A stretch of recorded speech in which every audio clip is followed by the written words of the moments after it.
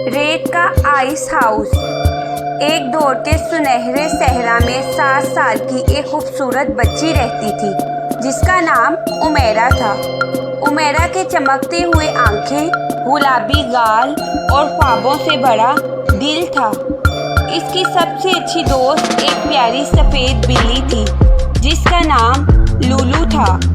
लूलू नहायत समझदार और नरमी से भरी हुई बिल्ली थी।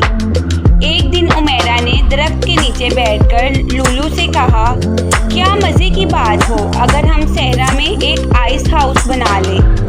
लूलू ने खुशी से म्याऊं की और इसकी दुम खुशी से हिलने लगी। उमैरा और लूलू ने जादुई बादलों से बने उड़ने वाले ऊंट की मदद ली और बर्फीले पहाड़ों की तरफ निकल गईं। वहां से उन्होंने चमचमाते हुए आइस ब्रिक्स जमा किए।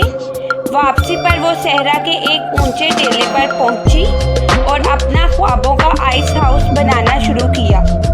सारा दिन मेहनत के बाद इनका गोल, ठंडा और चमकता हुआ आइस हाउस तैयार हो गया। अंदर इन्होंने रंग बिरंगी चटाइयाँ बिछाईं, नरम तकिए रखे और जगमगाती लाइट्स लगाईं। रात को वो दोनों आइस हाउस की खिड़की से तारे देखती रही और खुशी खुशी हंसने लगी। मगर दूर बैठा सिरोको नामी एक जलता हुआ सहरा का हवाई जिन उन्हें देख रहा था। वो नाराज था। ये ठंडी जगह मेरे गर्म सहरा में नहीं हो सकती।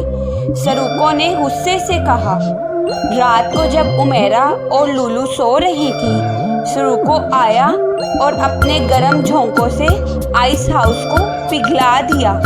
सुबह जब उमैरा की आंख खुली और इनका खूबसूरत घर पानी में बदल चुका था, उमैरा की आंखों में आंसू आ गए।